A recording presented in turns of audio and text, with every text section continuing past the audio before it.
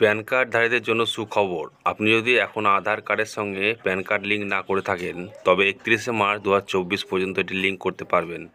এই সময়সীমার মধ্যে যদি আপনি আপনার প্যান কার্ডের সঙ্গে আধার কার্ড লিঙ্ক না করে থাকেন, তাহলে আপনার প্যান কার্ডটি নিষ্ক্রিয় হয়ে যেতে পারে, যার পরে ব্যাঙ্ক লেনদেন সহ অনেক বিষয়ে আপনি সমস্যায় পড়তে পারেন।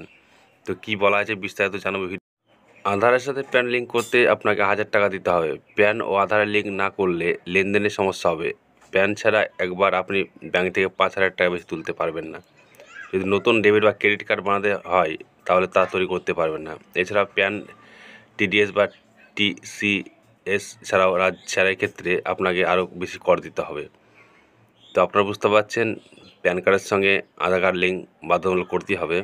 তো আরও কী বলা হয়েছে বিস্তারিত জানো ভিডিওটির মাধ্যমে। আর চ্যানেলে যদি নতুন হয়ে থাকেন, অবশ্যই চ্যানেলটি সাবস্ক্রাইব করবেন এবং লাইক শেয়ার কমেন্ট অবশ্যই করবেন। তো কী বলা হয়েছে চলুন দেখা যাক। তো বলছে আধার কার্ড এবং প্যান কার্ড লিঙ্ক করা গুরুত্বপূর্ণ, কারণ আপনার প্যান নিষ্ক্রিয় হয়ে যেতে পারে। আয়কর রিটার্ন জমা দেওয়ার শেষ তারিখ 31 মার্চ 2024।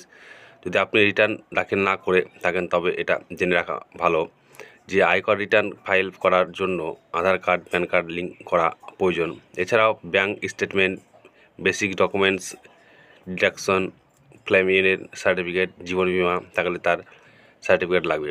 এছাড়া অন্যান্য বেসিক ডকুমেন্টসের সঙ্গে আয়কর রিটার্নস দাখিল করতে পারবেন না। তো বুঝতে পারছেন, আপনারা যদি প্যান লিঙ্ক করে না থাকেন, তো এই সমস্যাগুলো আপনাদের পড়তে হবে। তো 31শে মার্চ 2024 মধ্যে আপনারা যে লিঙ্ক সেটা সম্পূর্ণ হয়ে গেছে বা করতে হবে আপনাদেরকে।